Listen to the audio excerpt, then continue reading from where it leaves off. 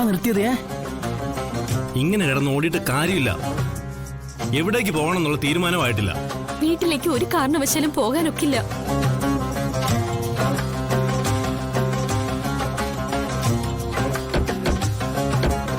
Hello, എന്താ പ്രശ്നം? ഇനി എങ്ങോട്ട് പോകണമെന്നാ? ഇവൻ ഇവിടെ വീട്ടിലേക്ക് കൊണ്ടുപോകാൻ പറ്റില്ലെന്ന്. എന്നാ പിന്നെ നൂറിനെ നിനക്ക് ബാംഗ്ലൂർക്ക് കൊണ്ടുപോകാൻ പാടില്ലേ? അതല്ലേ സേഫ്? ഇവന്മാരും പേടിക്കണ്ടല്ലോ. വീട്ടിൽ ഞാൻ ഈ കാര്യങ്ങളൊന്നും അവതരിപ്പിച്ചിട്ടേ ഇല്ല. കുറച്ചു ദിവസം കിട്ടിയ അമ്മയെ മെല്ലെ പറഞ്ഞ് കാര്യങ്ങളൊക്കെ ശരിയാക്കി എടുക്കാവുന്നതേ ഉള്ളൂ. അതും ഉറപ്പൊന്നുമില്ല. പിന്നെ നമ്മൾ എന്തിനാടാ ഇത്രയൊക്കെ കഷ്ടപ്പെട്ടത്? എടാ, ഇങ്ങനെയൊക്കെ വരും നമ്മൾ ഓർത്തോ? ഈ ഒരു ചടങ്ങ് കഴിഞ്ഞ് നൂറിന്റെ വീട്ടിലേക്ക് കൊണ്ടാക്കാന്നല്ലേ നമ്മൾ പ്ലാൻ ചെയ്ത് വെച്ചിരുന്നേ. ഇതിപ്പോ നൂറിന്റെ വീട്ടുകാരെല്ലാം അറിഞ്ഞ് നമ്മൾ മൊത്തത്തിലുള്ള പ്ലാനേ തെറ്റിച്ചളഞ്ഞില്ലേ. 2 ദിവസം നൂറിന് എവിടെയെങ്കിലും സേഫ് ആയിട്ട് നിൽക്കാൻ പറ്റിയ ഞാൻ അമ്മയുടെ കാല് പിടിച്ചിട്ടാണെങ്കിലും ഒരു തീരുമാനത്തിലെത്തിക്കും.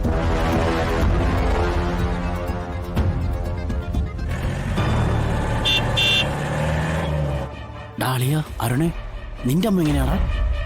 കാര്യങ്ങളൊക്കെ പറഞ്ഞാൽ മനസ്സിലാവോ? അതൊക്കെ മനസ്സിലാവും. പക്ഷെ അമ്മ ആകെ ചെയ്യുന്നത് നമ്മളെ എല്ലാവരെയും പിടിച്ച് പോലീസിൽ ഏൽപ്പിക്കുക എന്നതായിരിക്കും. വീട്ടുകാരെ വഞ്ചിക്കുന്ന ഒരു പരിപാടിക്കും അമ്മ കൂട്ട് നിൽക്കില്ലടാ. ഓ, നിന്നെ ഞാൻ എന്റെ വീട്ടിൽ കയറി താമസിപ്പിച്ച എനിക്ക് ഭക്ഷണവും ഉണ്ടാവില്ല.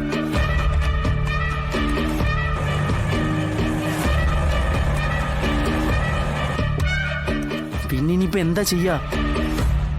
ഏതെങ്കിലും ഹോസ്റ്റലിലാക്കാന്ന് വെച്ചാൽ 100 കൂട്ടം ചോദ്യങ്ങൾക്ക് ഉത്തരം പറയേണ്ടി വരും. ശരിയായിട്ടുള്ള അഡ്രസ്സും കൊടുക്കേണ്ടി വരും.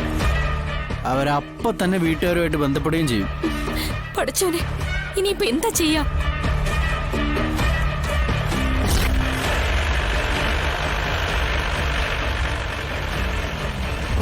നിർത്ത്.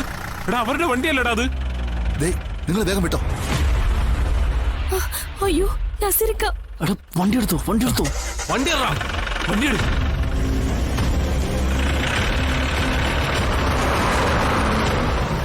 പെട്ടെന്ന് പോടാ.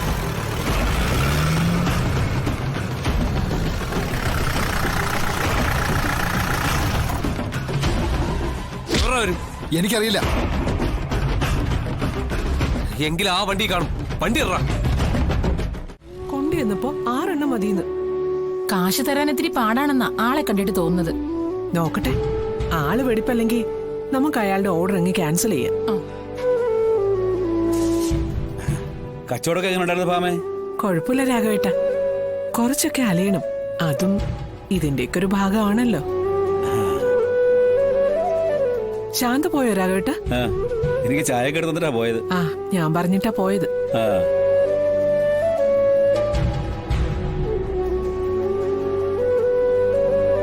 ഇതെന്താ ഇവനൊന്നും ഓടാൻ പോയില്ലേ? അവനോടാണ്ട് പോയേക്കുവാ. എവിടെ? എവിടാണെന്ന് പറഞ്ഞു, പക്ഷെ ഞാനത് മറന്നുപോയി കാണും. എനിക്കറിയാം, അവനെ വഷളാക്കുന്നത് മുഴുവൻ രാഘവേട്ടനാ. എന്നെ അവനിപ്പോ അനുസരിക്കാത്തതും രാഘവേട്ടന് ഒരാള് കാരണോ?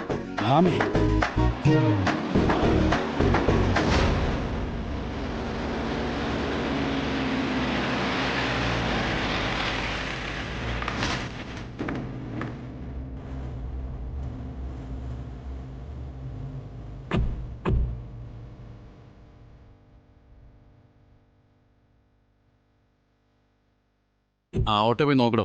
സർ,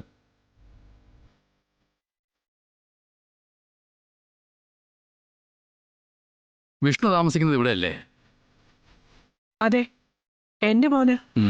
അവനോട് പോയി. അത് പിന്നെ അവനകത്തുണ്ടോ? സാറേ, അവൻ രാവിലെ എവിടെ പോകുന്നു പറഞ്ഞ് പോയതാ. എവിടാന്ന് അറിഞ്ഞൂടാ.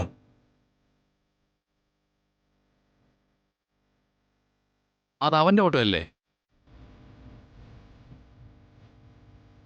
അതെ, എന്താ സാറേ കാര്യം? ഇന്നലെ രാത്രിയിൽ ഈ ഓട്ടോയിൽ വെച്ച് കുറച്ച് സ്വർണം കാണാതെ പോയെന്ന് പറഞ്ഞിട്ട് പരാതി കിട്ടിയിട്ടുണ്ട്.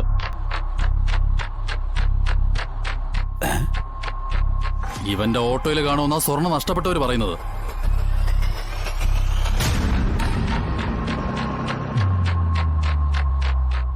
സർ, എന്താടോ വല്ലതും കിട്ടിയോ? ഇല്ല സർ. അവൻ എവിടെയാണെന്ന് അപ്പൊ നിങ്ങൾക്ക് അറിയില്ല? സാറേ, രാവിലെ എന്റെ മരുമോളെ അതായത് വിഷ്ണുവിന്റെ ഭാര്യ എന്നെ വിളിച്ചായിരുന്നു. എവിടേക്കൊരു യാത്ര പോകുന്ന കാര്യം പറഞ്ഞായിരുന്നു. പക്ഷേ എവിടേക്കാണെന്ന് പറഞ്ഞില്ല. ഭാര്യയ്ക്ക് എന്താ പണി? ജില്ലാ കളക്ടറാ സാറേ. ജില്ലാ കളക്ടറോ? അപ്പോ കളക്ടർ ശാലിനി വിഷ്ണുവിന്റെ? അതെ സാറേ. സാറേ, എന്റെ മകൻ ഒരാളുടെ ഒരു സാധനം എടുക്കില്ല. സാറ് ഓട്ടോയിലൊക്കെ നോക്കിയതല്ലേ? അതിന് താൻ നേരത്തെ പറഞ്ഞ പരസ്പരം മനസ്സിലാക്കാന്നുള്ളൊരു മഹത്വമായ കർമ്മം ഉണ്ടല്ലോ, അതിന് നമ്മൾ നൈസായിട്ട് അങ്ങ് കൂടെ കൂട്ടിയാൽ മതി. ചില മുറിവുകൾ മനസ്സിലേറ്റ അത് ഒരു കാലത്തിനും നമ്മളിൽ നിന്ന് മാറ്റാൻ പറ്റില്ല വിഷ്ണുട്ടാ.